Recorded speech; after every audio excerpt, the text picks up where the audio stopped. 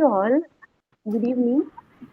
Welcome to the monthly lecture series of Lalita Online Forum for Vaishnava Textual Studies. And today we have a great speaker from Germany. And before entering into the session, let me have the pleasure to invite Mrs.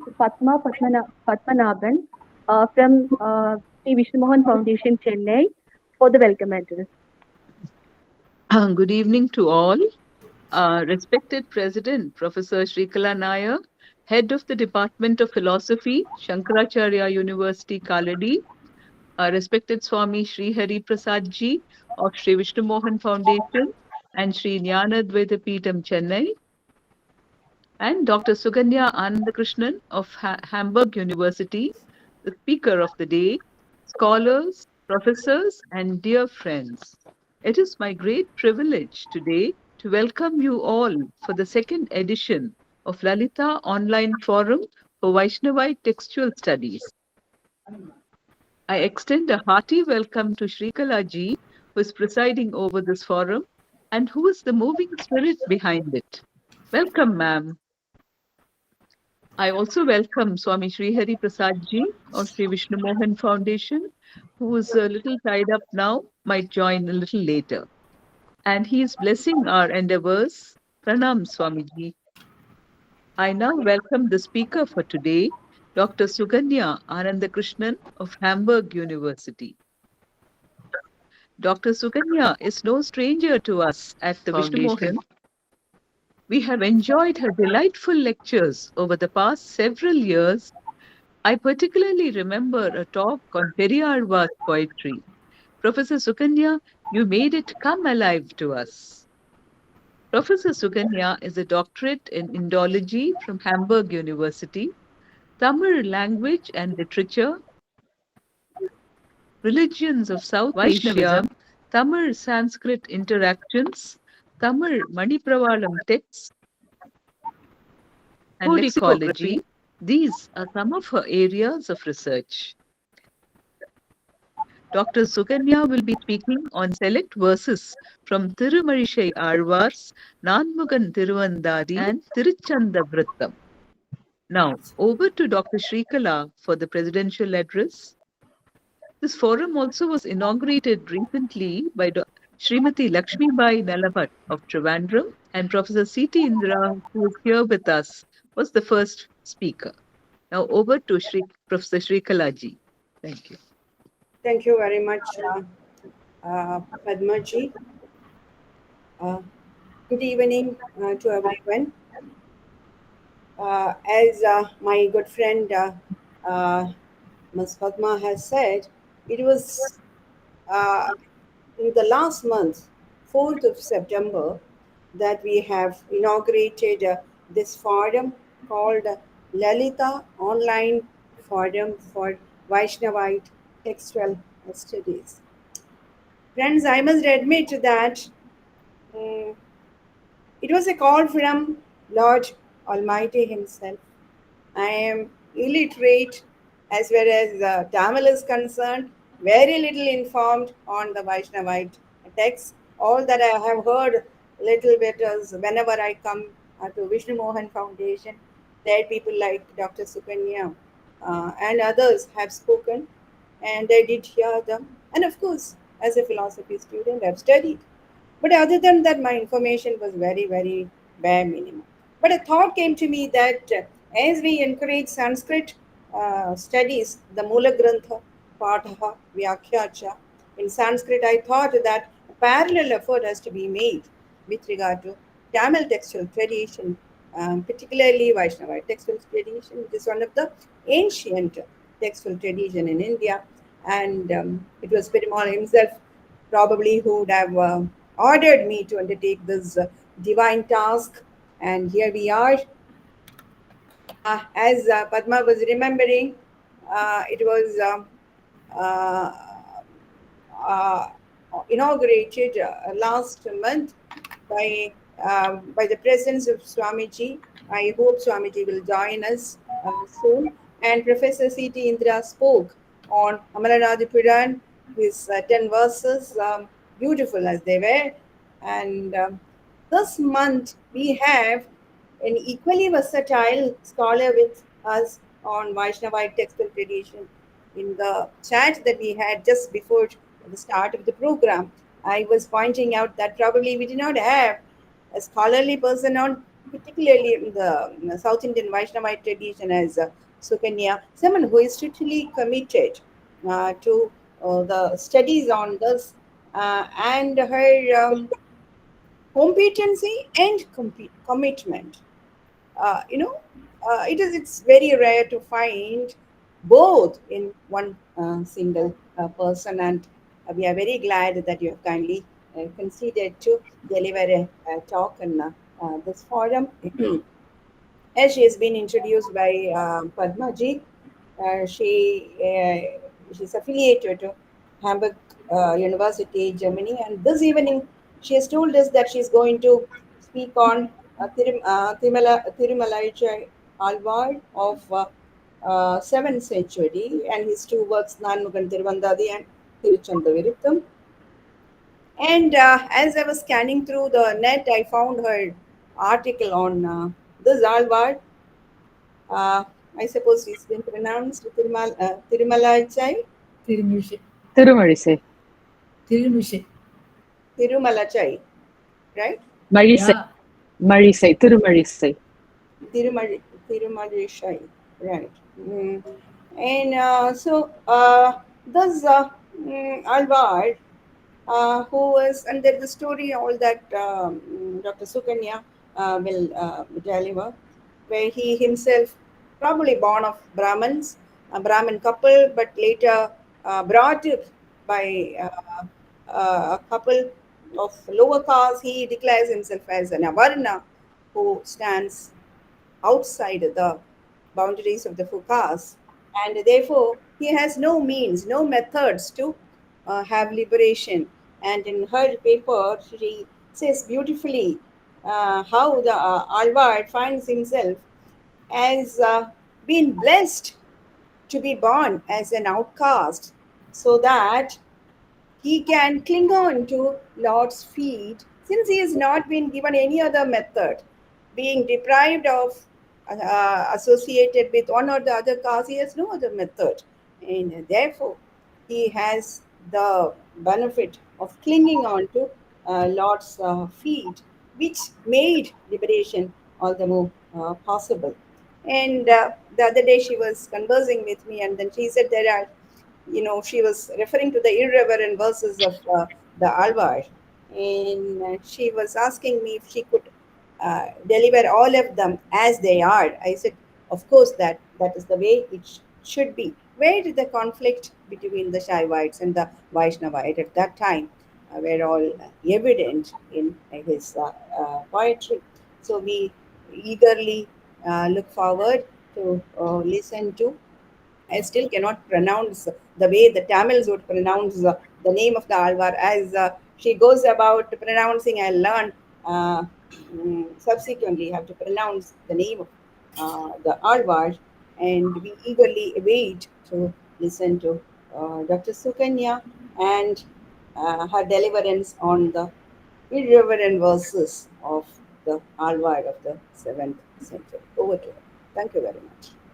Thank you so much, ma'am. Padma ma'am, thank you for your introduction. And Shrikala ma'am, thank you so much for having me here, for inviting me, and also for running after me. I was a bit busy, but I'm very glad that you persisted.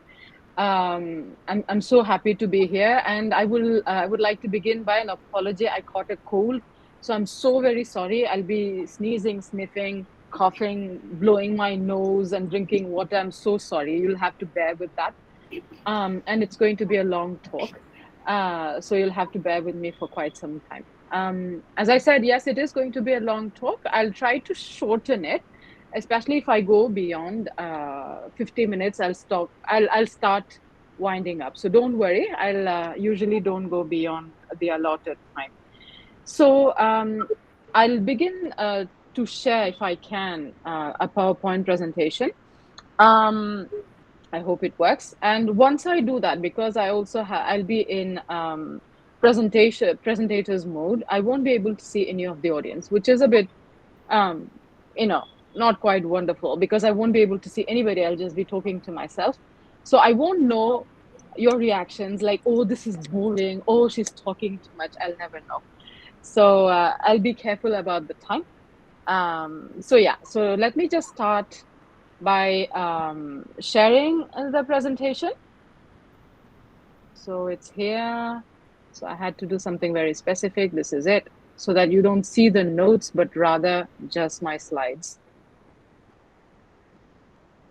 Okay, don't show this again. So I think you can see it. Oh, I can see everybody. Very good. But good.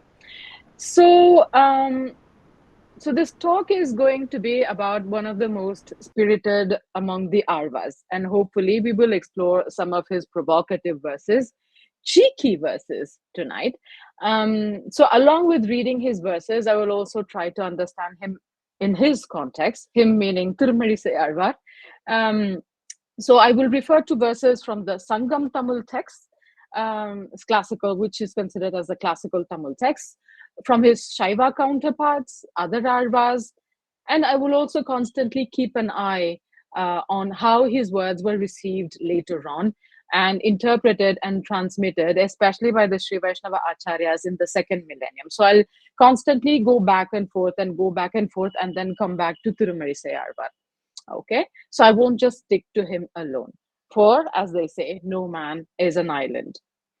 So although the focus will be on reading verses by Tirumaļicai, and I have selected 5 or 6 of him, which I think express his character, his most profound thoughts the best. I have still tried to structure the whole thing so that there's a certain logic to it. Okay, so I'll begin by introducing the Āļvār to you, and then I'll continue in the first part dealing with verses by Tirumaļicai himself, in which he reveals something of his background and character. So through his own words, which will help us understand him and his verses better. And then I will focus on his provocative verses, because his irreverence, I've already written about that. I think his irreverence is one of the elements that really stand out in his poetry, at least for me.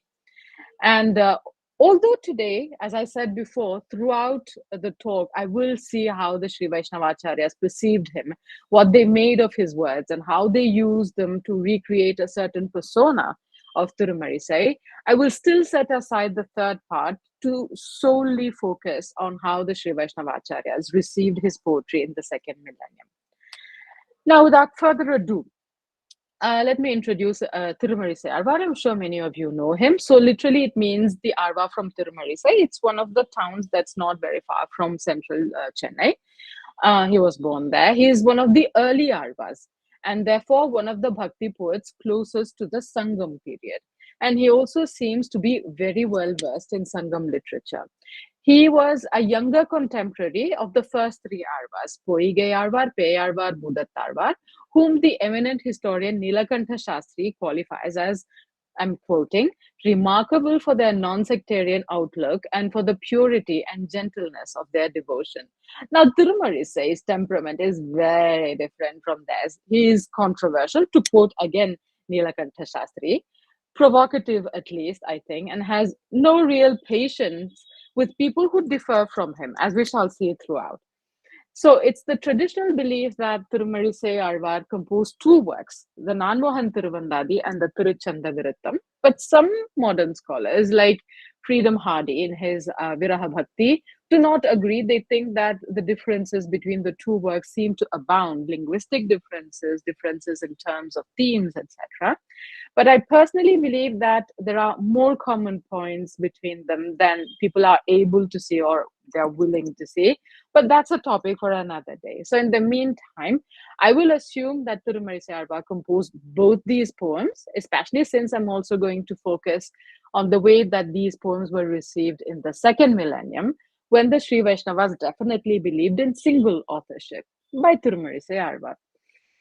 So today I will read a few verses, but keeping in mind certain questions that I will try to get answers for, like who was Tirumaḻicai Āڵvār based on his own words, especially in terms of his background and character.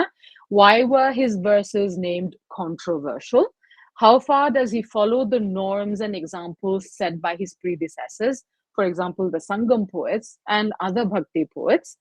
Does he ever break away from that tradition? If he does, then how and why? Does he innovate? If so, how? And also, and importantly, how do the Sri Vaishnava Acharyas perceive him and interpret his words? I can see that somebody's sent a message, perhaps. I don't know. If I get out of PowerPoint, it'll be a problem. So I'm unable to see the comments. So these are some of the questions that I'm going to ask myself as I read these verses with you. So here's the plan. Now that I have introduced the Āڵvār, so I'll first focus on Tirumaļicai Āڵvār's background, especially his social background, and then his religious background, which will tell us something about his character as well. Okay, so there you go. So the poet gives more information about himself than other early Āڵvārs, I think, at least. He is rather explicit about his varna or caste. I'll use the term caste for the sake of convenience. So he claims to be an outcast, as Shrikala ma'am pointed out, an outcast who could not learn the Vedas, but he does not come across as being sorry for it. He's not bitter about it, nor does he hint that he feels inferior to the upper caste people on that account. Not at all. He's a free spirit. Let me read the verse and then the translation. குலங்களாய ஈரிரண்டில் ஒன்றிலும் பிறந்திலேன் நலங்களாய நற்கலைகள் நாளிலும் நவென்றிலேன் புலன்களைந்தும் வென்றிலேன் பொறியிலேன் புனிதனின் இலங்கு பாதம் அன்றி மற்றோர் பற்றிலேன் எம்மீசனே. So I have not been born in any of the four castes. I have not learned the four good Vedas. I, rooted in the sense organs, have not overcome the five senses. O pure one, I have not embraced anything other than your lustrous feet, our supreme being. So this is how I interpret this. Because he does not belong to any varna, especially not the top three varna, he could not learn the Vedas. Maybe as a consequence of this, he has not curbed his senses. So here, in the first three lines, he lists all the obstacles, or not all, at least some of the prominent obstacles that could hinder somebody who wants liberation. Because many of the means to liberation, for example, Bhakti Yoga, require a person to be a Traivarnika Upanita, an initiated man who belongs to the top three varnas. So Tirumaļicai could be suggesting that he could not aspire for liberation taking that particular route. But in the last pada, Ilangu padam andri mattor patrilene mesane, the last pada, in the sense the last quarter, the dynamics change, as the Āڵvār claims to have embraced God's pada or feet as an alternative, which tips the balance in his favor, and which is the only solution for people like himself not authorized to adopt another means like Bhakti Yoga. So Tirumaļicai Āڵvār may even be implying that it is a wonderful thing to be an outcast, because after all, getting liberation is made easier for him because the other means are notoriously difficult to perform and can take many births. Now, this doesn't really sound provocative, right? I've been saying that this is a very provocative poet.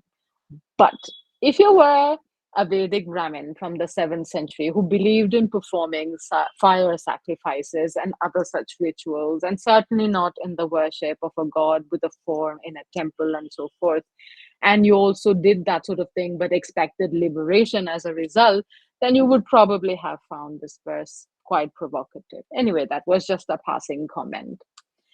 Now, Tirumaļicai Āڵvār's caste, his claim could be just symbolic, okay? So when you have no qualification to obtain liberation, there's still hope in the form of God. So this, anybody who finds himself incapable of, for example, performing Bhakti Yoga could symbolically call himself that.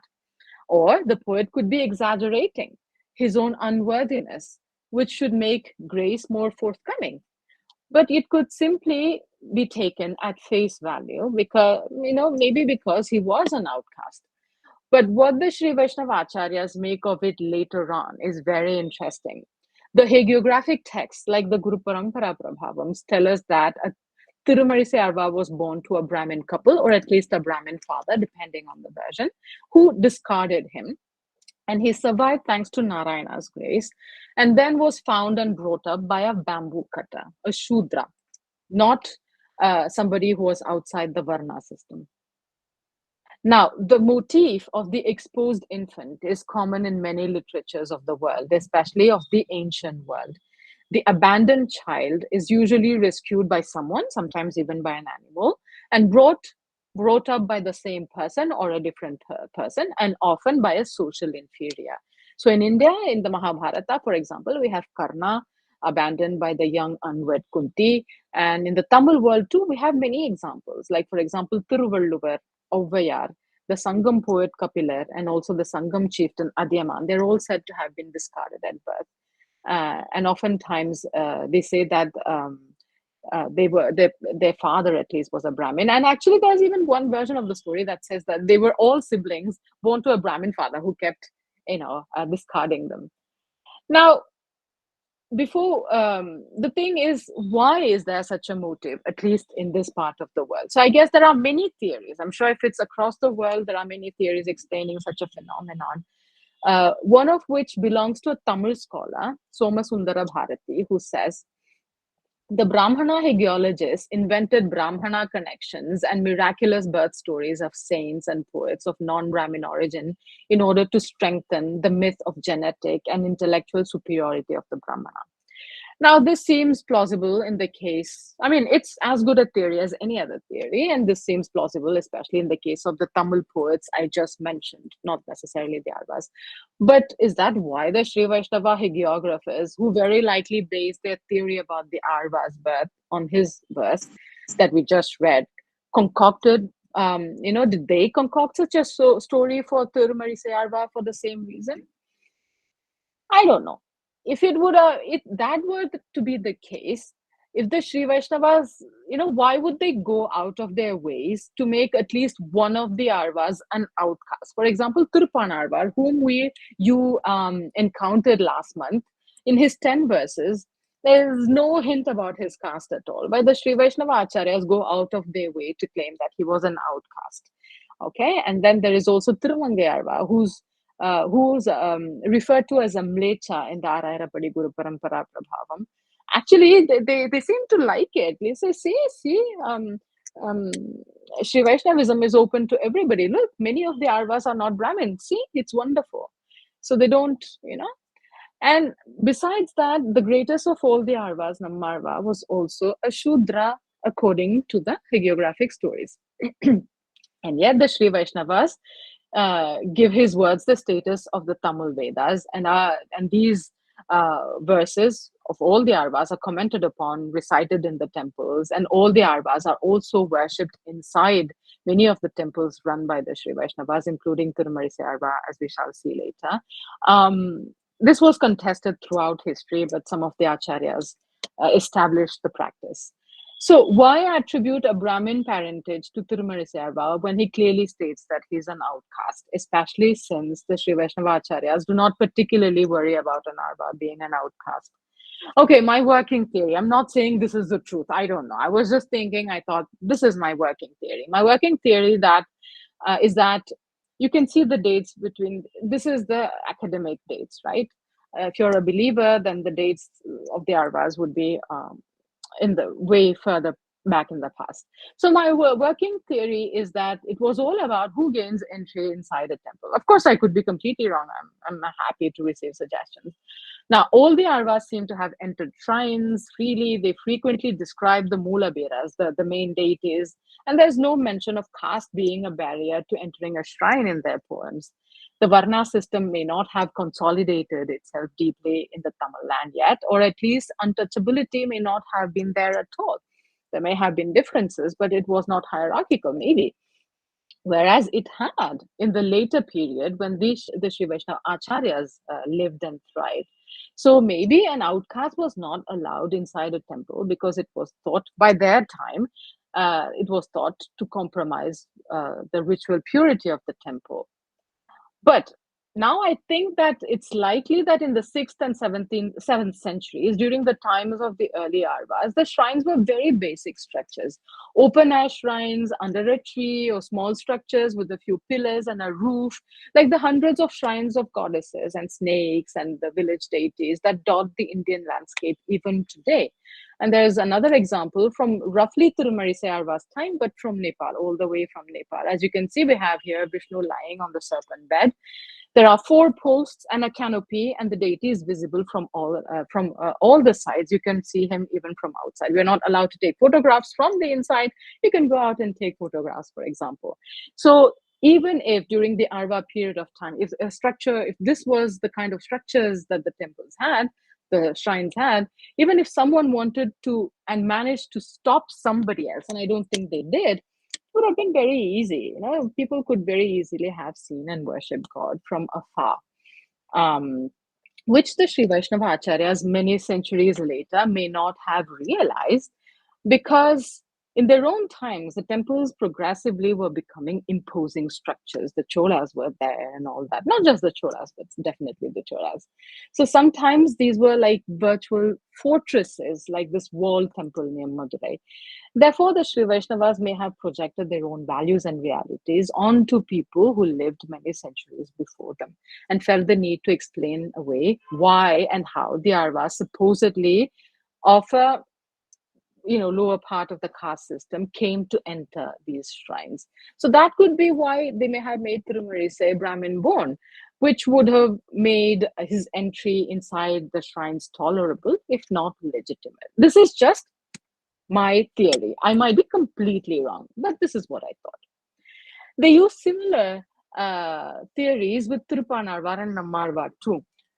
For example, Tiruppan Āļvār did not try to enter the Srirangam temple till he was absolutely made to do it by divine will, and even then he was carried on the shoulders of a Brahmin so that his body did not touch the temple premises. And Nammalvar, the problem was solved by claiming that he sat under a tamarind tree throughout his life. He didn't move from there, and the deities from all the places that he sang about in his verses actually came and gave him darshan. In other words, he saw them all in his mind. So this issue related to the access into the temple may have pushed the Sri Vaishnavas to interpret differently Tirumaļicai Āļvār's clear statement on his caste. Although I'm still wondering about Tirumangai Āļvār. I still haven't figured out. Anyway, this has been quite a digression. Now let us move on and have a look at Tirumaļicai Āļvār's another verse, which tells us something about his religious background. So characteristically, Tirumaļicai is blunt when stating what and who he believes in, and who he considers as the others, the Jains, Buddhists, Shaivas, and he categorically states that if you're not devoted to Narayana, then you're not just wrong. Of course, you're wrong, but you're also lowly.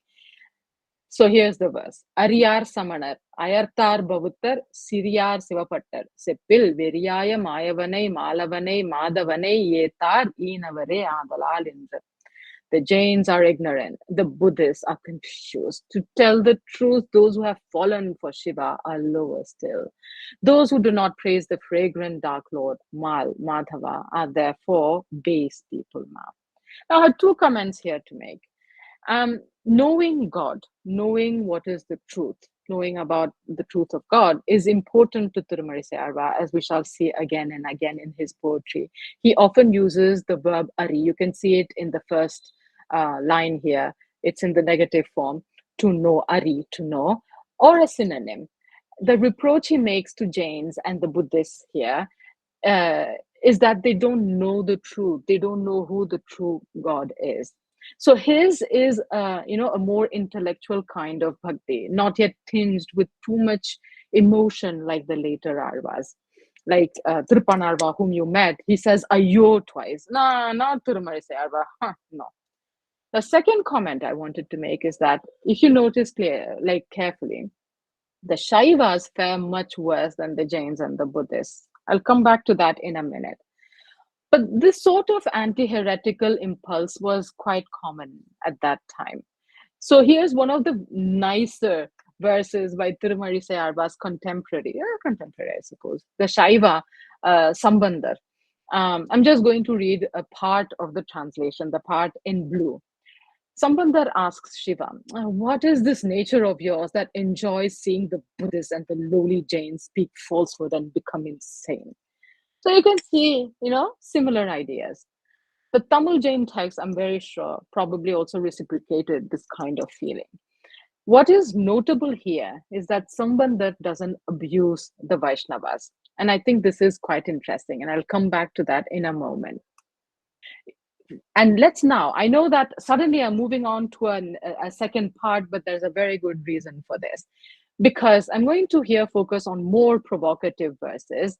And the verse that we just read by Tirumaḻicai Āḻvār, in which he abuses the Jains, Buddhists, etc., is the same verse that I'm going to use in 2.1, harsh words for the others, so that I can save some time by reusing the same verse.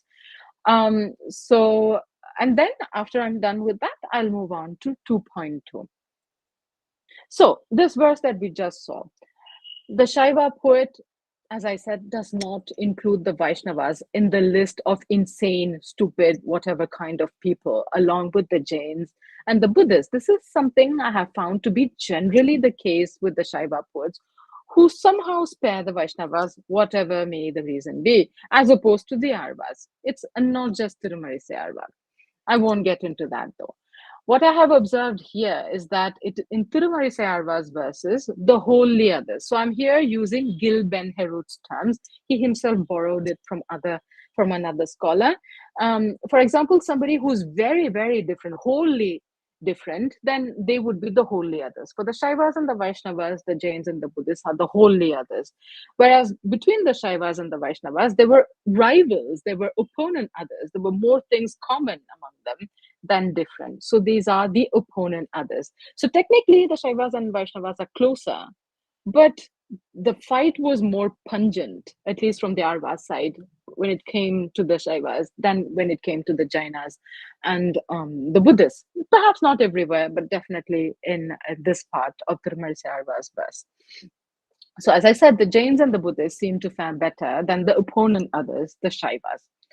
Okay, who were fellow Astikas, possibly also fellow Vaidikas, not always, but definitely quite often. Actually, more than the Shaivas, it's Shiva who himself fares quite badly throughout Tirumaļicai Āļvār's work, as a poet never misses an occasion to show that Shiva is inferior to Vishnu, and to an extent, Shiva is inferior to himself, the Āļvār, as we shall see later. But before we move on, let's look at another verse. Now, this verse is not found in any of the two works by Tirumaļicai Āļvār, but it is attributed to Tirumaļicai Āļvār, and it's found in the 14th to 16th century hagiographic work, Sri Vaishnava hagiographic work, called the Ārāyirapadi Guru Parampara Prabhavam. So that verse makes Tirumaļicai Āļvār claim this. Sakyam Katrom, Saman Katrom, Sankaranarakiya Ahamanul Araindom, Pakiyatal Senkan Karyane Serdom, Yamti Dilame Ingatku Ariyadu Unjil. So we learned the doctrine of Shakya, we learned Jainism, we examined the doctrinal treatise created by the Honorable Shankara. Out of good fortune, we joined the Dark Lord with red eyes. We are free from evil, nothing is hard for us. So again, you can see whatever the Āļvār says in his poetry, I think the spirit is taken in this verse, and the verse that has been created in the hagiographic text sort of reflects the Āļvār spirit, with an emphasis on knowledge, because he's gone on from one faith to another and studied all these different faith systems. And also, Shiva is duly demeaned. And I think, as I said, although this is not a verse by Tirumaļicai himself, it definitely expresses his spirit. Now, Tirumaļicai's aggressive stance towards Shiva and Shaivism makes me wonder whether the story, the later hagiographic stories like the Pannīrāyirapadi Guru Parampara Prabhavam or the Prapannamritam, suggest that before becoming a Vaishnava, he was turned into a Sri Vaishnava by Poigai Āļvār himself. And before that, Tirumaļicai Āļvār was an ardent Shaiva, a poet very similar in style called Shivavakyar. I don't know if this was true, because sometimes you have the zeal of the convert who needs to who feels the need to prove himself. I don't know. That's again another hypothesis by me. Um, do Tirumaļicai's words betray the zeal of the Shaiva who turned Vaishnava, who felt the need to prove himself? I don't know. I need to look into this further. But in the meantime, I just wanted to tell you a quick anecdote. From the Shaiva side, it's claimed that the Āḻvār, Tirumaļicai Āḻvār, actually turned into a Shaiva later on, no less than a Siddhar called Sivavakyar, who has written more than 500 verses that look and sound very much like the Tiruccantaviruttam. I have put a photo of the published edition of that. But enough digressions here. Let's move to the next subpart to see that Tirumaļicai Āڵvār doesn't just disapprove of other gods and their devotees, but also people who do not adhere to his worldview. Nothing to do about God and the divine, but if you're a person and you do things he doesn't like, he's going to criticize you. I'll take one such example. In this verse, Tirumaļicai Āڵvār claims that he will not praise another human being, and that the person who deserves to be sung by him is God himself. So he says, "Na kondu manidam padeen, nalamahat தீக்கொண்ட செஞ்சடையான் சென்று என்றும் பூக்கொண்டு வல்லவாரேத்த மகிழாத வைகுந்தச் செல்வனார் சேவடி மேல் பாட்டு." So he says, "I shall not sing of mankind with my tongue. My songs will be on the red feet of the Lord of Vaikuntha, who did not condescend to be pleased, as Shiva, with fire-like red matted locks, carrying flowers, goes to forever extol him as much as possible." So the humans referred to here, who are supposed to be praised, are probably the high and mighty, the potential patrons for the poets. I'll come back to this in a moment. The poet, the Tirumaļicai Āڵvār, expresses his loyalty, undying loyalty to Narayana, but he also uses the occasion to belittle Shiva, and thereby implies that not just humans, he would not consider praising other gods like Shiva either. As the latter himself, Shiva himself depends on Narayana for obtaining what he wants.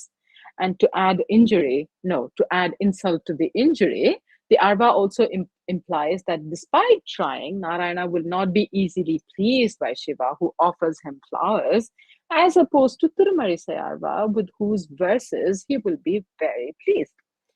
Anyway, I think that his categorical statement in line 1, when he says, "I shall not sing of mankind with my tongue," it's a categorical statement, and it is an oblique way of criticizing other poets who lived before him during the Sangam period, during his times, and who will go on living after his times, who depended on a patron to support them financially, and who therefore sang in praise of kings and chieftains and wealthy men. So in the Sangam period, for example, the wandering bards depended on such patrons for their livelihood. For example, here's a poet by Avvayar, whom we all know, a Sangam poetess, a woman poet, and her words about the chieftain come patron called Adiyaman. She says that however many times she goes to this chieftain and however many friends she takes along, he always welcomes them all nicely. And also, whether he gives rewards for their poems immediately or not, it's not a problem because they're as good as given. So no need to worry that he might turn away a poet or forbear from, giving gifts. He will give gifts. So let me very quickly read this translation by A.K. Ramanujan.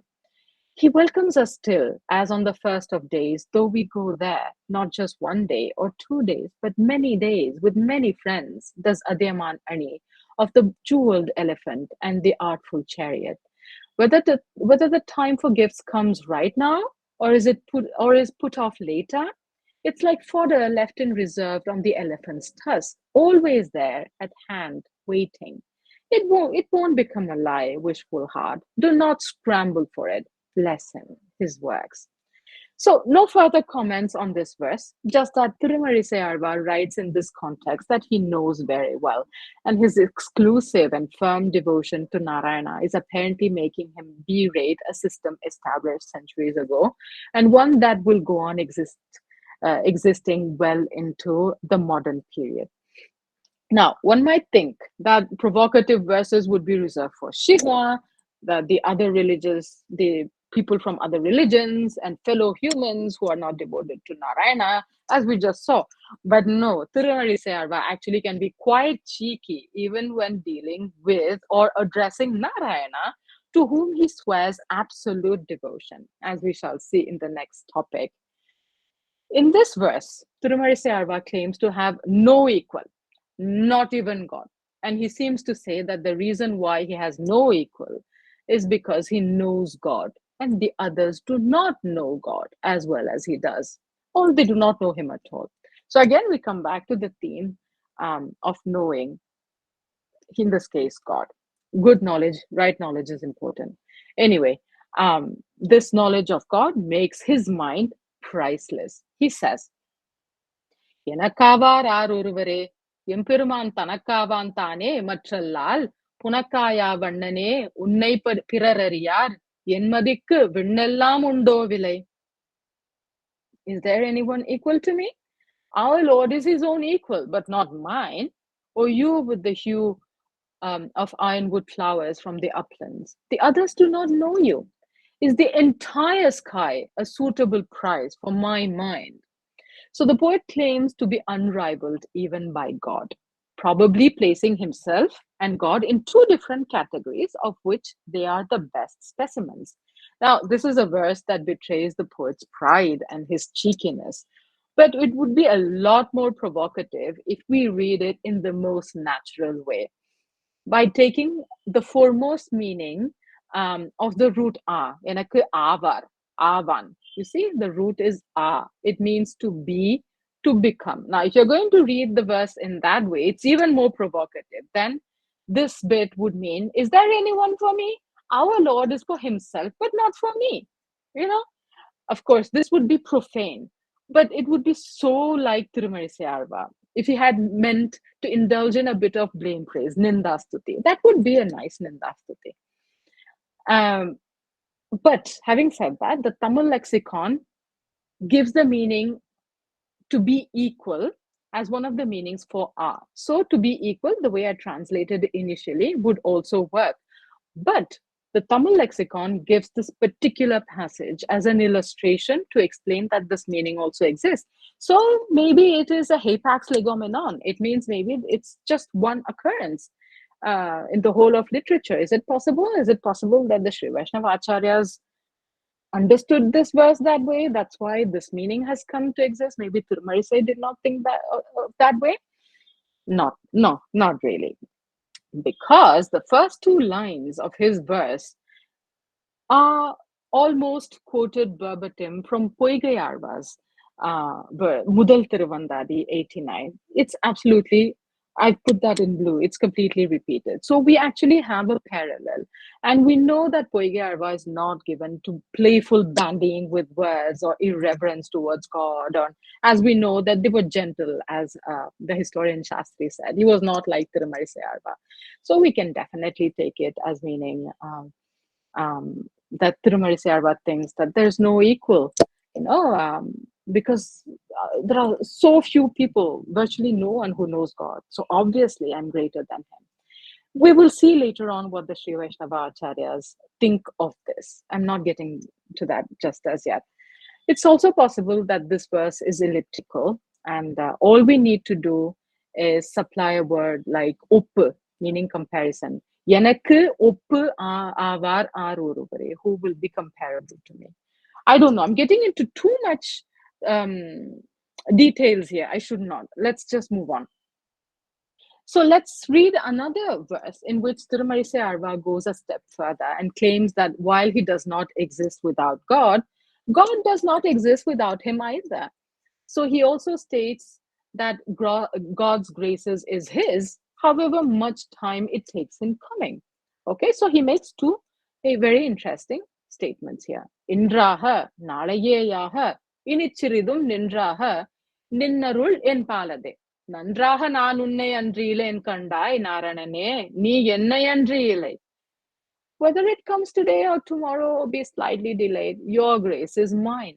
Look, O Narayana, I indeed do not exist without you. but you do not exist without me either. Now, in the first two lines, we feel an unmissable sense of entitlement.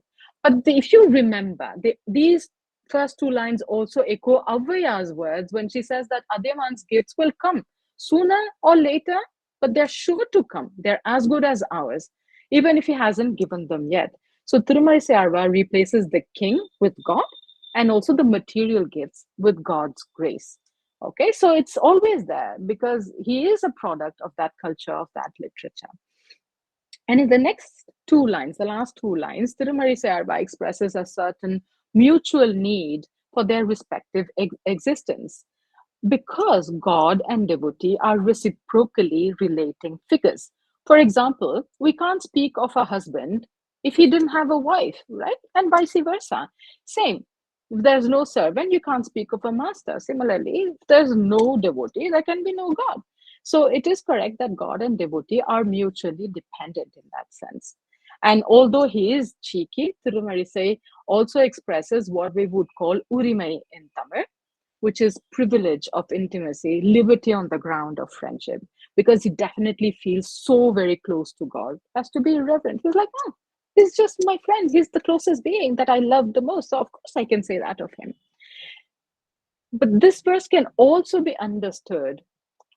That's just my interpretation. That's not by the Acharyas or by the Sri Vaishnavas, just me. This verse, I think, can also be understood as God being dependent for his existence on a devotee who defends and establishes him as God, especially when there are rival gods around. Now, as I said, it's not a traditional understanding. This is mine. Because this verse reminded me of a floating verse in Sanskrit by Udayana, a Naiyayika of the, I think, 10th century, who speaks like this to God. I think he went to a temple and then they barred, some people say it's Tirupati, some people say it's Puri Jagannath, and the priest stopped him. And then he got so annoyed that he said this, Aishwarya madamattosi mam avajnaya vartase. Oh, there is another variant. Mam na janasi Keshava, upastiteshu bauddheshu madadhina tavastitihi. He says to Keshava, you are drunk with the intoxication of sovereignty. You ignore me. When the Buddhists appear, your existence will depend upon me.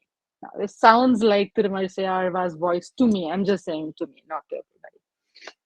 Now, this kind of self-confidence, if not overconfidence, pushes Tirumaļicai Āڵvār to be also peeved at not being received by the deity himself in Tirukkudandai, modern-day Kumbakonam.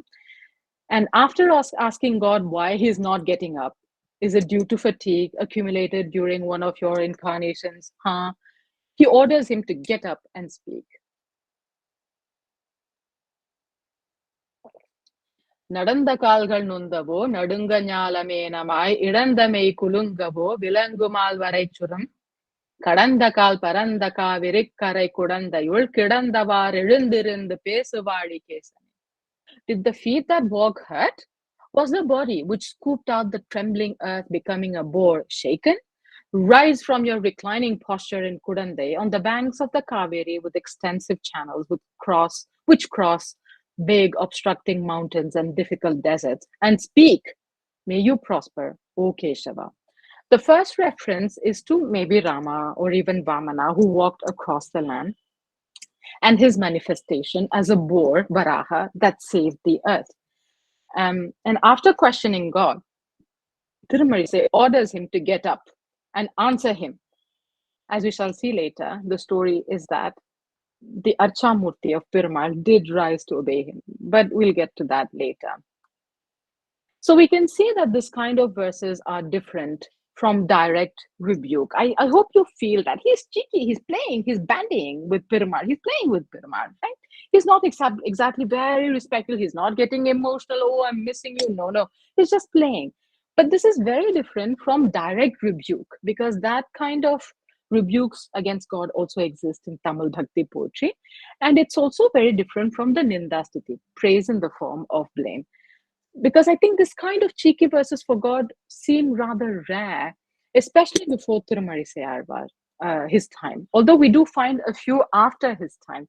For example, a verse by Sundarar, a 9th century Shaiva Tamil saint poet. Here, the poet first tells Shiva that his devotees worship him whether he rewards them or not, and that he's not helping them, and finally wonders whether they could mortgage him if they need money to eat food. Okay, I was going to read the translation, but I'm probably going to just skip the translation, because although it begins like a blame praise and indastute, this verse actually ends on a sarcastic note. And although it sounds similar to Tirumaļicai Āڵvār's voice, it's actually quite different, as I said, because Tirumaļicai Āڵvār never expresses reproach or bitterness. He's so sure about being the recipient of God's grace sooner or later, and is content to wait. Remember, he said, doesn't matter how long you take. Finally, you'll have to give your grace to me. Who else can you give it to? Is there anybody as good as me? So far we have seen a few cheeky verses by Tirumaļicai Āڵvār, which sound like the voice of an overconfident devotee who's very secure, very sure of his intimacy with God, and who knows that he won't offend God, or he doesn't care if he did offend him. Now we shall move on to the last and the third part, and focus on what the Sri Vaishnava Acharyas make of the poet and his words. And I'll mostly be using the verses that we have already seen. Only one new verse, but I'll be reusing the same verses. It will save us some time. And I'll also see how those verses are interpreted by the Sri Vaishnava Acharyas in two different types of literature. One in their commentaries, Vyakhyanas, and the other in their Guru Paramparas, hagiographic stories, okay, when they're writing. One when the Vyakyatas are commenting on his words, on the other when other Acharyas are writing or trying to tell the life story of the Sarva. Both of them use his words. Ultimately, they all use his words and the kind of spirit that comes out of his words. But what they make of it is very, very interesting, different. That's a spoiler alert. Now, let's begin with the Sri Vaishnava theological commentaries. Both the works attributed to Tirumaļicai Āڵvār have been commented upon the Vyakhyana Chakravarti Periyavachan Pillai, a 13th century very prolific commentator who used a highly Sanskritized form of Tamil called the Manipravalam. This is the Tamil Sri Vaishnava Manipravalam, and I'll mainly be using his commentary here, although I'll also mention a modern commentator. So we have seen that Tirumaļicai Āڵvār comes across as proud, probably even arrogant in some of his verses. But as a general rule, Periyavachan Pillai seems to want to explain this differently, even if it means taming the poet's voice, as we shall see now. Now, this verse that we saw, is there anyone equal to me? Our Lord is his own equal, but not mine. Now, Periyavachan Pillai adds two sub-clauses. I've given those sub-clauses in blue here to explain why Tirumaļicai Āڵvār does not have an equal. Because his protector is God, okay? And why is even God not equal to Tirumaļicai Āڵvār? Because Tirumaļicai Āڵvār has God as his protector, and because God does not have anyone to protect him, right? So Tirumaļicai Āڵvār cannot be compared with God, maybe because they are so very different. Now, let me read this part of the commentary. He says, Emperuman Rakshakan endrikira எனக்கு ஒருத்தர் எதிருண்டோ ஈஸ்வரன் தனக்கு ஒருவன் ரக்ஷகன் உண்டென்று இராமையாலே அவனும் எனக்கு ஒப்பன்று. So is there anyone equal to me, meaning here Tirumaļicai Āڵvār, who consider God as my protector? Because the Supreme Being does not have a protector for him, he is not equal to me either. Now, we could understand this as God having a certain lack. Okay, so something is lacking in him, in the sense that he doesn't have what Tirumaļicai Āڵvār has. But I'm not sure that the Periyavachan Pillai intended that meaning. Anyway, Periyavachan Pillai wants to make sure that people do not mistake Tirumaļicai Āڵvār, take him too literally. Actually, a modern commentator goes a step further. This is Prativadi Bhayankaram Anangaracharya, who goes out of his way to explain that even if this part of the verse comes across as arrogance, ahankara, this is not the kind of pride or arrogance that affects lesser mortals like ourselves, because being proud about being a devotee is not a bad thing. He says, Ivvahankaram heyamandra upadheyamam. Satvika ahankaram enapadum. He says this ahankara, this I-ness, is not bad. It is acceptable. It is called Satvika I-ness. It's virtuous. So both commentators seem to explain away the perceived arrogance of Tirumaļicai Āڵvār, as they can't have, probably the reason, I think that's what I think. I could be wrong. I think they can't have an Āڵvār display what seems to be a negative quality, right? Being so cheeky, upfront with God. Because the Āڵvārs might, they are supposed to set an example. You don't want to mislead people, because every Tom, Dick, and Harry might start saying that to God, and that won't work. It did work with Tirumaļicai Āڵvār, but not for everybody. We can notice here that there is a continuation in that sense between the 13th century Pillai, Periyavachan Pillai, and the 20th century commentator here. They are much, much closer, despite the 700 years that separate them, more so than between Periyavachan Pillai and the Āڵvār himself. But anyway, let's now move on to the next verse. And Pillai's interpretation of it is equally interesting. We saw this, remember? Look, O Narayana, indeed I do not exist without you, but you do not exist without me either. Remember this? I don't know if I'll have enough time for this. Maybe I should skip it, but I'll just summarize this for you. Let's see what Pillai makes of it. He presumes that the original verse is elliptical, meaning there are bits and pieces that the Āڵvārs leaves out, and it's the commentator's job to fill in the gaps. And Periyavachan Pillai therefore gives a lot of elucidation, which I have everything that he supplied, all the ideas he has supplied, I have given in blue here. See, he and he actually, I think in the process, he changes deeply the meanings of Tirumaļicai Āڵvār's very, spirited words to a large extent. For example, he says that because I, meaning Tirumaļicai Āڵvār, recognized as being utterly destitute. Whenever did Tirumaļicai Āڵvār consider himself utterly destitute? He doesn't. Because I, utterly, who am considered as utterly destitute, do not have another recourse but you who are complete, Purnan, do not have any recourse other than me, an incomplete one. This bond cannot disappear due to your essential nature as God and mine as devotee. I know this is not very easy because we're getting deeper into theology, but basically what he says is that Tirumaļicai Āڵvār has God as his sole recourse. Therefore, God has no choice but to need Tirumaļicai Āڵvār in turn, because it's God's nature to hang on to the devotee. And although God is complete in every way, he's a Purnan, Paripurnan, and therefore technically he doesn't need anything. And although the Jivatma is incomplete in all the ways, the moment the Jivatma seeks God and no one but him, God also starts needing the Jivatma. And Pillai adds in the last sentence that this mutual dependence is due to their respective essential natures, which also depends on God's Sankalpa.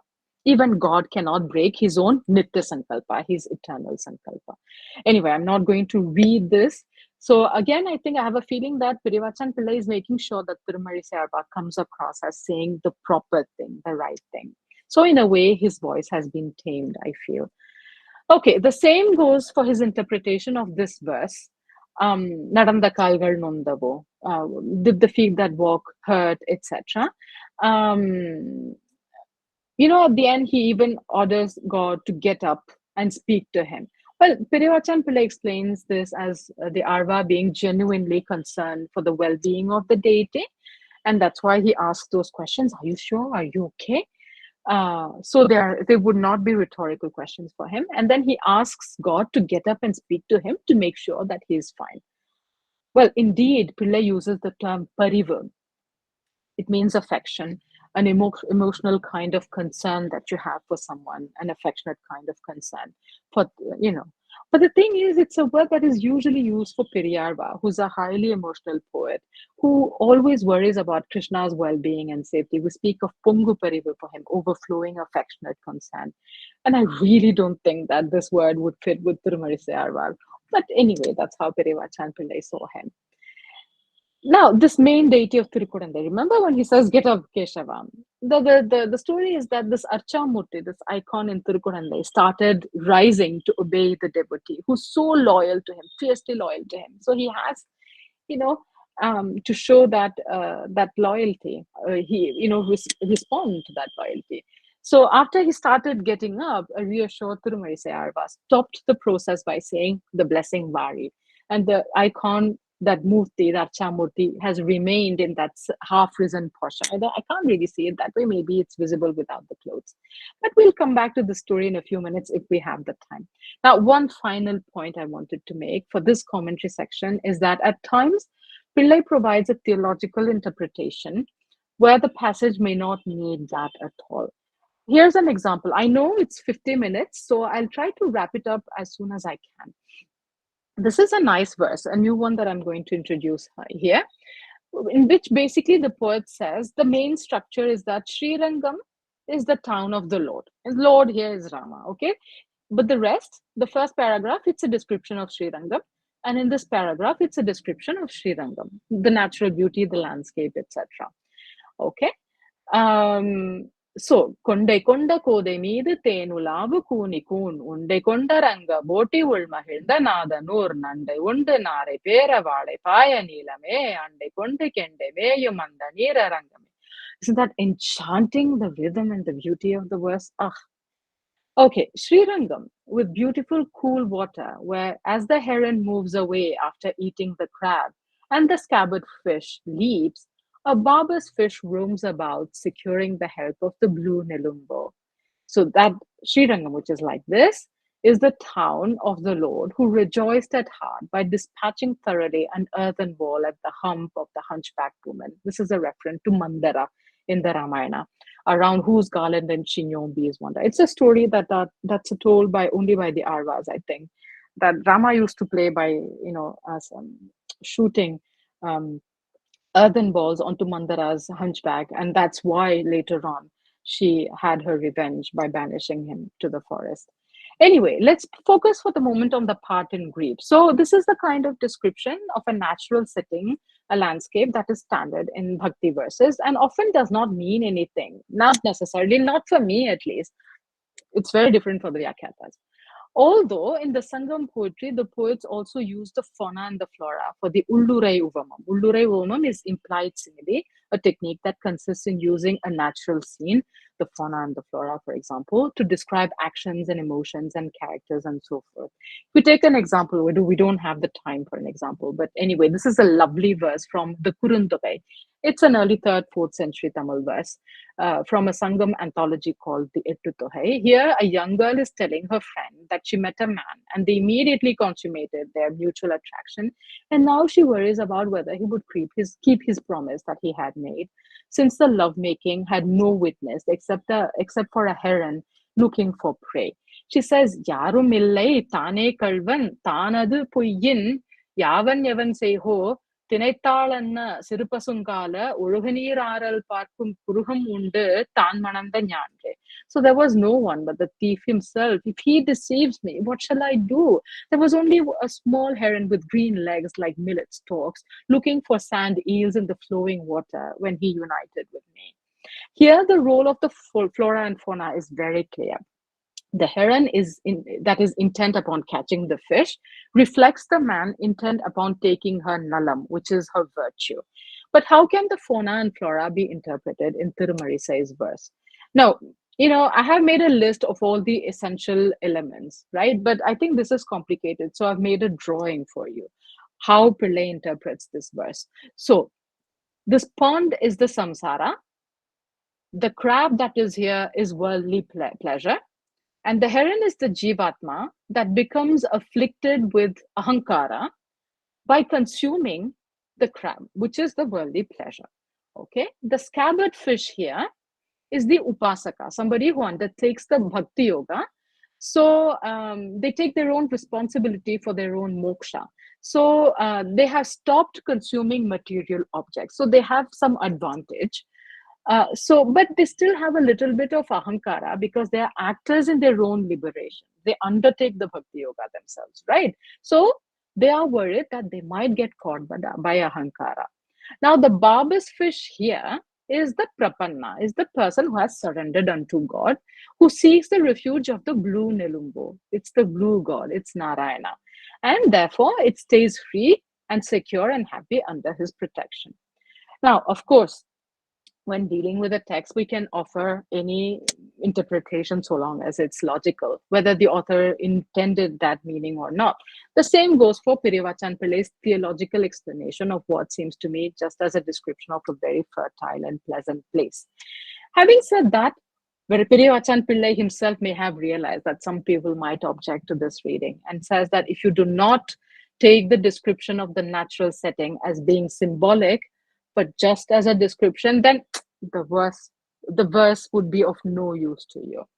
Anyway, it seems to me on the whole that when something passes through the lens of the Sri Vaishnava Acharyas, especially the commentators, that thing becomes proper, prim and proper and of religious importance. In this case, they seem to create new works altogether. It seems that we're not talking about the same verses. But I have worked with Periyavachan Pillai's other commentaries, and usually he doesn't do that. He sticks close to the text. But I think it's the cheekiness of Tirumaļicai Āḻvār that worries him. He doesn't want to convey, he doesn't want Tirumaļicai to be apparently conveying the wrong messages. Now, time is ticking further. Let us turn our attention to the second part of this last part, which is subpart, which is the hagiographic text, to see how Tirumaļicai Āڵvār is perceived by them. I'll mostly be using Pinbarage Perumal Ji's Arayarapadi Guru Parampara Prabhavam, 14th century, 16th century. It's not very clear. A couple of words on this literature, in a way that reminds us of Mark Twain. He said that the Sri Vaishnava Acharyas actually never let the truths get in the way of a good story, especially when they did not possess the facts, hard facts, as in the case of Tirumaļicai Āڵvār. When they have enough facts to go with, their writing is relatively more trustworthy, like when they write about the Acharyas, who were actually closer to them in terms of time than the Āڵvārs who lived way before them. Now, to get back to Tirumaļicai Āڵvār, some of the stories, I won't have the time to tell them here. Some of the stories narrated in these Guru Parampara texts are directly based on his words, even though greatly exaggerated. For example, in his verses, we saw how he belittles Shiva, for example. And then he also thinks that Narayana is the only granter of moksha. Now, this takes the form of a big story in which there's a clash between Shiva and Tirumaļicai Āڵvār. There's a literally fiery battle. Each of them, tries to burn the other down between him and Shiva in the Guru Parampara Prabhavam, of course, which Tirumaļicai Āڵvār wins, of course. So you have that sort of thing that happens in hagiographic text.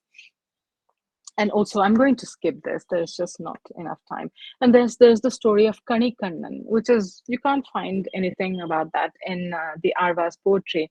But, well, as I was going to say, on some occasions, the hagiographers write stories based not on the words of the Āڵvār, but rather on the Āڵvār's spirit. Whatever he says, they understand him instinctively, They understand and they capture him well and his spirit, and then, here comes the story. So I'm speaking as an academic. Of course, what I believe as a practicing Sri Vaishnava is a different thing. So this story, actually, there is a children's book, which I have given here, not the whole story, but a part of it. So the story is that at one point, Tirumaļicai Āڵvār lives in Tiruvekka near Kanchipuram with his disciple called Kanikannan.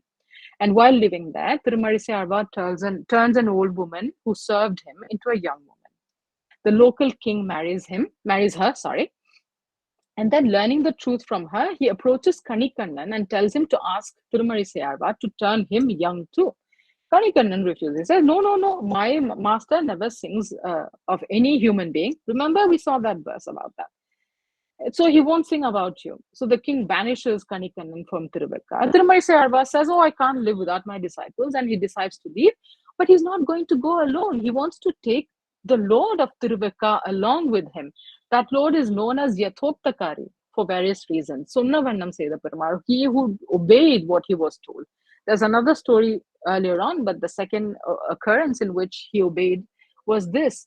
Because when the Āڵvār said, come on, get up, he got up, took his serpent bed and went behind Tirumaļicai Āڵvār. There's a verse here which is attributed to Tirumaļicai Āڵvār in the Guru Parampara Prabhavam, which we don't find in his two works. I'm not going to read this because we are definitely out of time. So all I'm saying here is that God obeys him and they all leave, as a result of which the king's city plunges into darkness. So the king begs Kanikannan to return, who begs Tirumalizai to return, who asks Perumal to return. So there's a tweaked verse. Pogindran becomes Pokorindan and all that. So basically he says, okay, fine, we are going back to Turveka. Come on, pack up, let's go. And then God comes back. And just to mark the event, he decides to lie down in the reverse reclining position. Reverse reclining is a term that Vasudha Narayanan uses for this posture. As you can see, he lies differently. So anyway, we can see here that the devotee and God are good friends. They are equals, in fact. And once again, Tirumaḻicai Āڵvār is seen as giving God orders, as he does in his real verses. And those orders are also obeyed. So that's probably because Tirumaļicai Āڵvār is a Sinna Pulavan. And you see, he's a bold poet with a tongue of integrity, fierce loyalty towards Narayana, which means that Narayana is also reciprocating. And we can definitely see here that the hagiographic story actually has captured the true spirit of Tirumaļicai Āڵvār. I won't have the time to get into this because there is also, I think there is an impact of Tirumaļicai Āڵvār's story based on his verses, but also based on iconography, but I won't get into that. So I think it's time to conclude. So just to recapitulate and then wrap up, we saw that Tirumaļicai Āڵvār's verses show that he was a staunch Vaishnava who had a particularly condescending attitude towards Shiva. We also saw that he was arrogant with the other people, other gods, but also cheeky with his own favorite god. So that's part of his personality. He's fiercely devoted to Narayana. That also comes out from his verses. I hope I have given you some idea of it. I have done a lot of blah, blah, blah, but I hope that some of the verses that you read with me were useful to you. I think this is what makes him stand out among all the other Āڵvārs. And although his voice may have been slightly tamed by the later medieval Sri Vaishnava commentators, the Sri Vaishnava hagiographers make the most of an Āڵvār who seems larger than life with a colorful personality. Although they seem to use what I like to call the hagiographic license, like the poetic license, to give vent to their own imagination and magnify it and exaggerate it, a few things. Now, on the whole, I think Tirumaļicai Āڵvār was not just an accomplished poet, but one with a certain freshness and vigor about him, which exists till our day, and all the Vaishnava acharyas absolutely love him. Thank you so much for listening to this. I hope this was useful to you. And yeah, let me stop sharing if I can. I need to get back here. Yeah. Oh, lovely. Thank you very much, Suganya ji. Very involved presentation on Tirumaļicai Āڵvār. She started with the geographic stories. That itself was very interesting.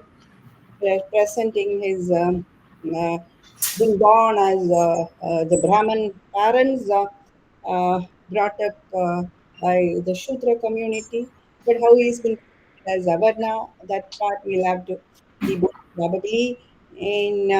But here you don't have an Āڵvār who is mourning over the status, the lower social status. Instead, he celebrates that. And then she moves on to the very interesting poems. Beautiful, lovely, the so called irreverent, cheeky poems, as she has told us. Enmadikki vinnallam undo vilaya. Beautiful. One has to be very cheeky to say that. And there are several such. And then she compared, contrasted it with Ninda Stuti. And that Udayana story was also like, you will need me when the Bauddhas out was also very interesting.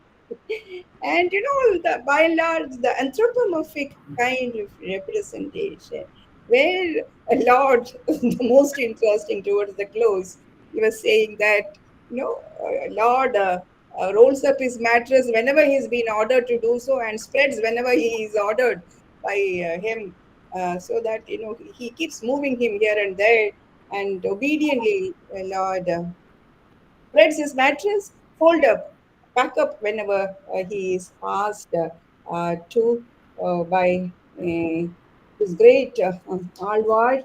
And I believe all your And what I liked was, the interpretation. This is specifically what is demanded, that once the current interpretation by the scholars, and I believe that this is the only way by which the literature can survive. Of course, she has resorted to Pillai's interpretation, but in and through, we heard a lot of Dr. Sukanya's, which stand out as the contribution. Vade Vade Jayate Tato Buddha, through interpretation, that our tradition has been surviving, and this is the only way that we can keep it survive as well. Thank you very much, Sukanya ji. May I request Swamiji to speak a few words and bless us all. Namaste, Swamiji. Nice to see you. Narayana, nice to see you too, Ma. But unfortunately, because various worldly things, I joined only 25 minutes ago. So I mean, a little more than half an hour ago. So I missed a lot. So I hope that I've asked Shrikala to record and put on YouTube, and we'll see it. But this confidence with which Āḻvār speaks to Perumal, it's because of that direct experience.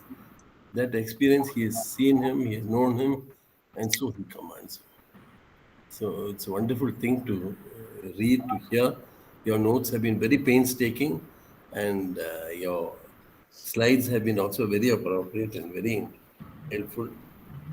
So I wish I had heard the whole thing. Maybe I'll be luckier next time you speak. So Narayana, Narayana, Narayana. Thank you, Swamiji. Thank you. Thank you, Swamiji.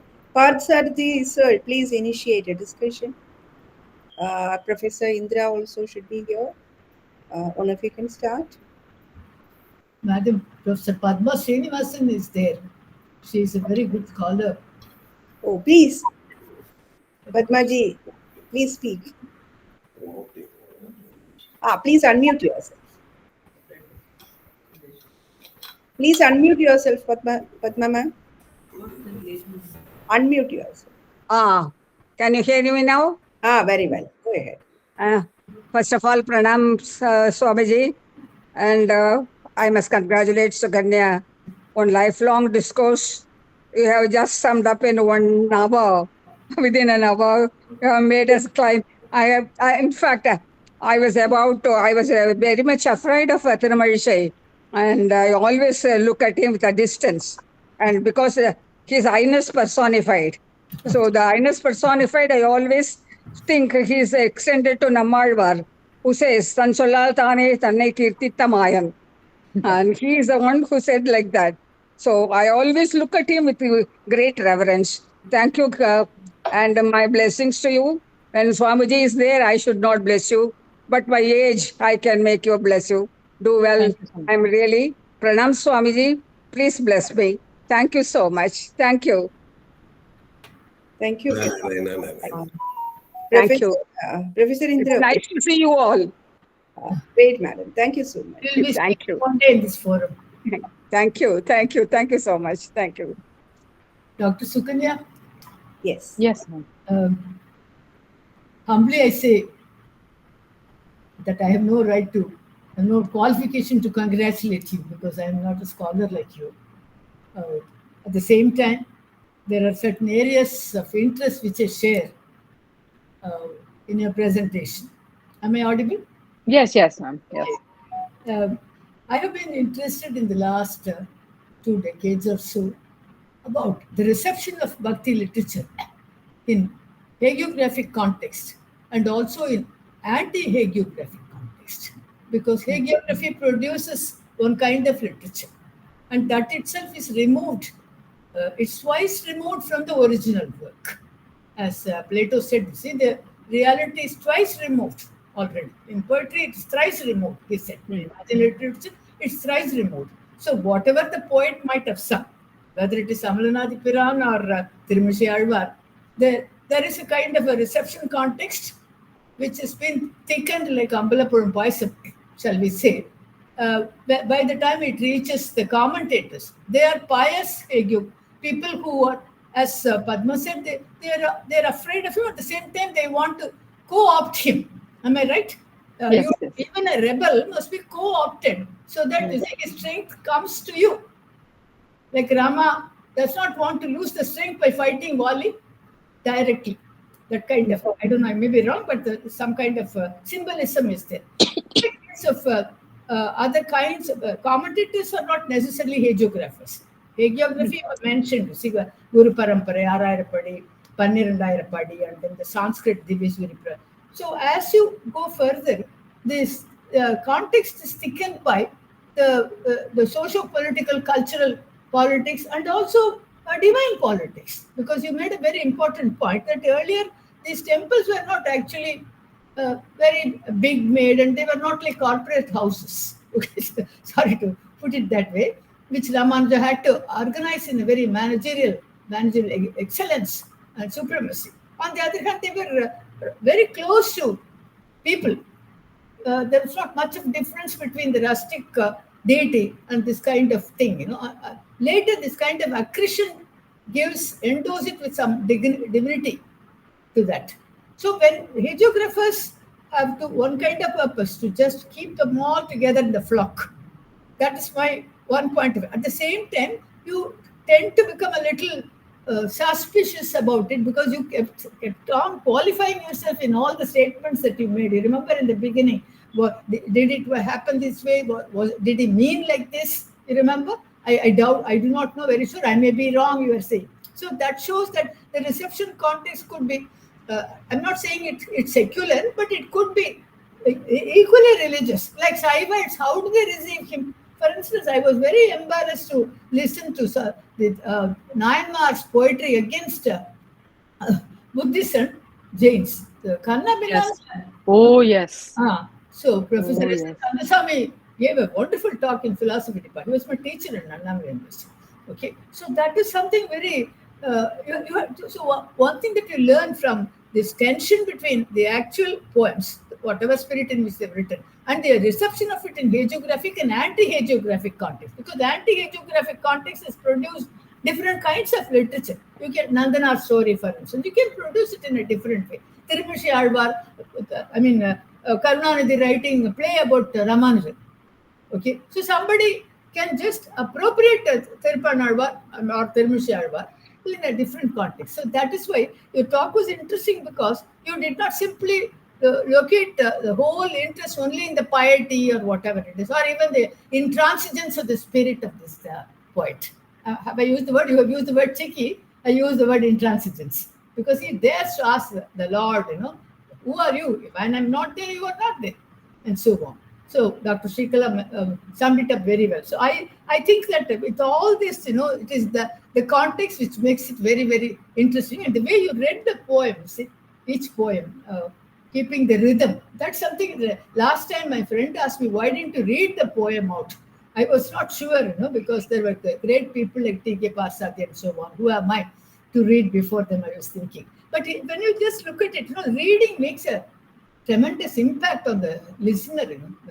He may be a contemporary listener, or he may be whether it is read the way in which you read it. The Kovil because they may have a different chandas or way of speaking. So thank you so much. I feel that I understood much of what you said because of my interest in the way hagiography receives this kind of literature. Thank you. And especially that picture of the pond and Bhagwan, the heron there, and then the various symbological pictorial explanations. Thank you so much, Dr. Suganya, after a long time. Thank you. Thank you so much, ma'am. Lovely. Any other questions? Parsati sir, are you here? Or I think he's left. He's left. He has left. Is there any other question? Meanwhile, I just wanted to ask you one thing. In one of the verses, he has made a reference to Acharya Shankara, right? No. It's Shankara in terms of Shiva, I think. Oh, okay. But okay, so doctrinal. Having said that, it's a verse that is found in the Guru Parampara Prabhavams, not in his own corpus. Okay.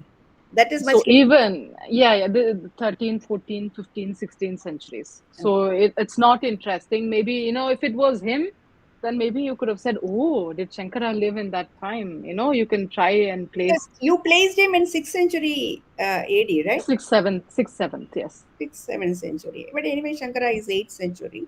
Yeah. as we place him now. So I was just getting confused. But I thought you mentioned Shankara, that second. It's Shiva Shankara. Shankara referred. Shiva has been That's referred. two of that verse. Not Acharya. Not Acharya. That's what she says. Okay, I see. But where it is also meant the doctrinal. So I thought that it is Yes. topical, so I thought that it could be Acharya Shankara himself. So I have yet another concern, like, often you're saying that as an academic and as a religious practitioner. So this division that invariably comes in when we do Sri Vaishnava texts, because with clinical objectivity, if you approach the text, I suppose you get nothing. You'll have to go empty-handed. But at the same time, particularly for you, someone who is working outside India, like you will have to follow the global norms of academics.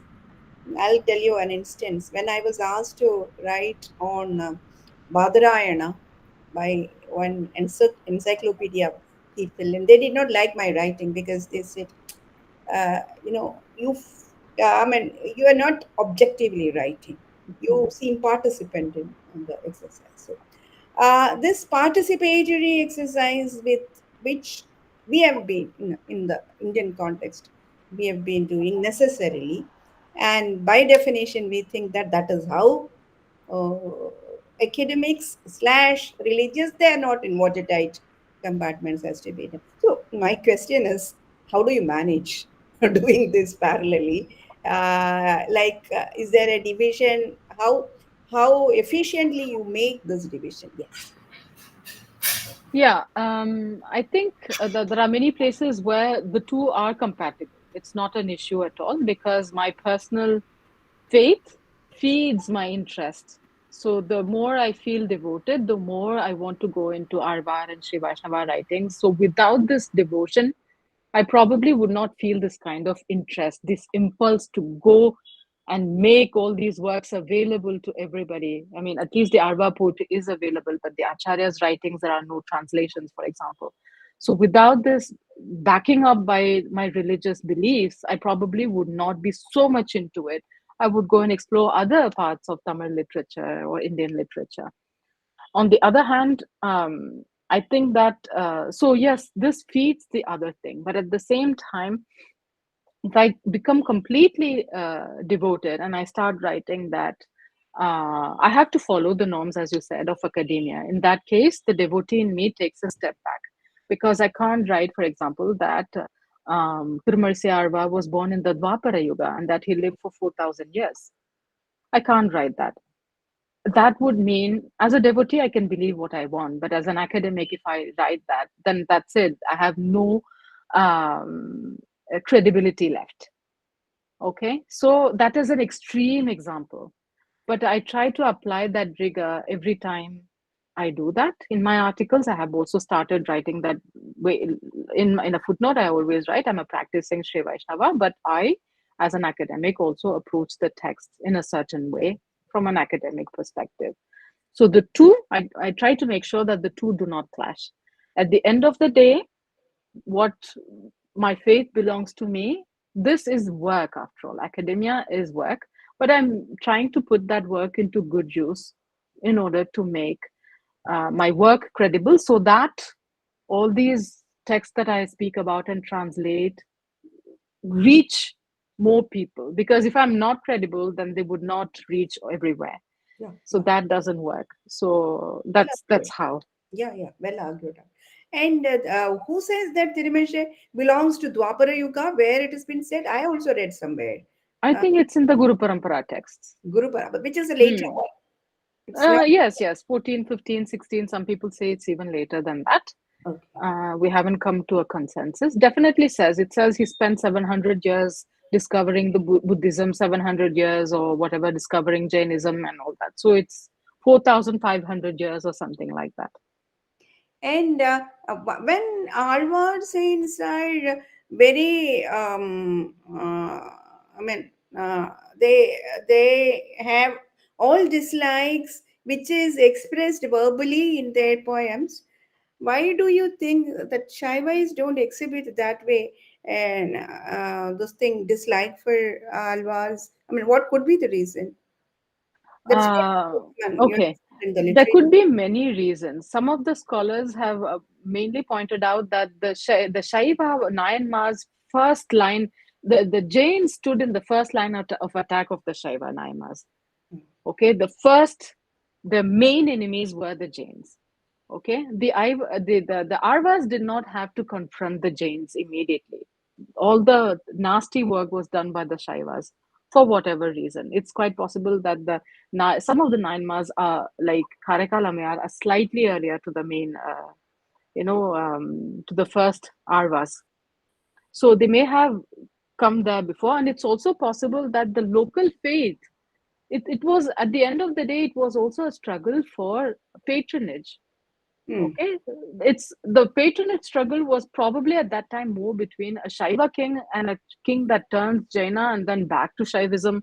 So that was the main issue. The Vaishnavas were not quite there yet. They reached probably that stage later, probably in the second millennium. But of course, I'm not a historian. A historian would be able to explain this better, but this is how I understand. By the time the Āļvārs come and start attacking them, their main rivals are the Shaivas. That is it. Thank you very much for that.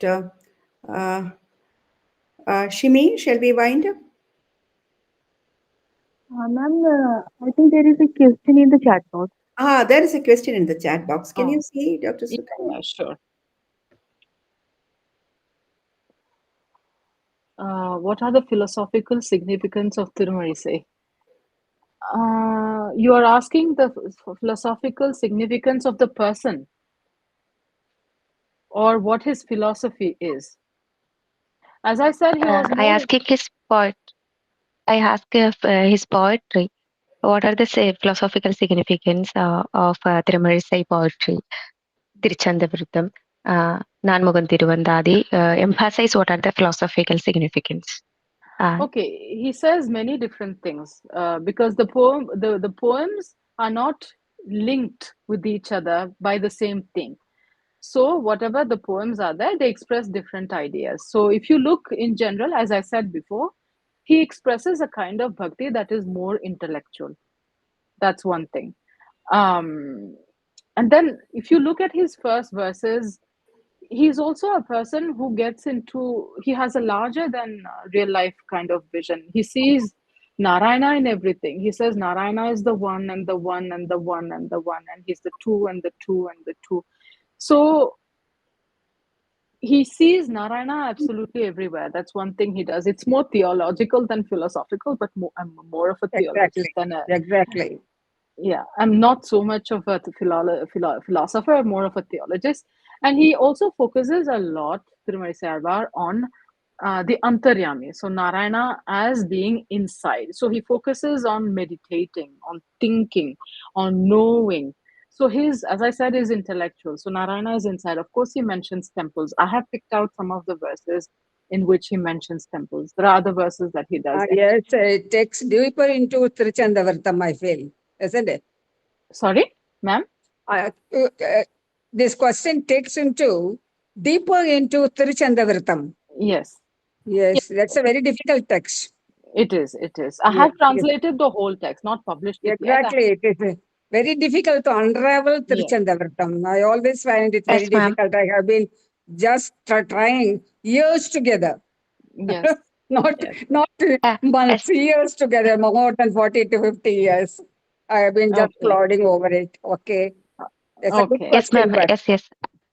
Yes, actually, I read Tiruccantaviruttam, but I feel his philosophy, his climax of his mysticism. It's really wondering. That is very, very difficult. Unless you follow him, it is very, very difficult. I always approach Tirumaļicai with a distance only. I have been living with Āļvār for more than 60 years, but I am really afraid even today. Even to approach Suganya, it was very difficult for me.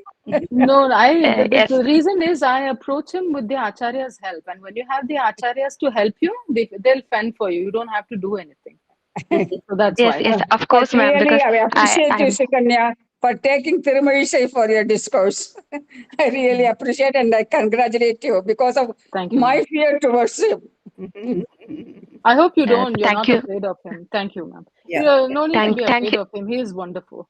Yeah. Yes, Shmi. thank you, ma'am. Thank you so much. I'm from Kerala University. I do research in Nalayara Divya Prabhan. That's why I call that. Okay. Exactly. Thank you. That is Really, great. thank you so much, ma'am. Thank Okay. you. Thank you. Shimi, please wind up. Yes, ma'am.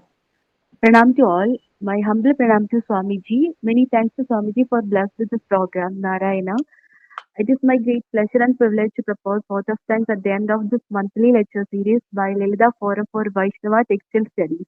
This is the second lecture of our forum, and today we had an enlightened lecture by Dr. Suganya Anandakichenin from University of Hamburg, Germany.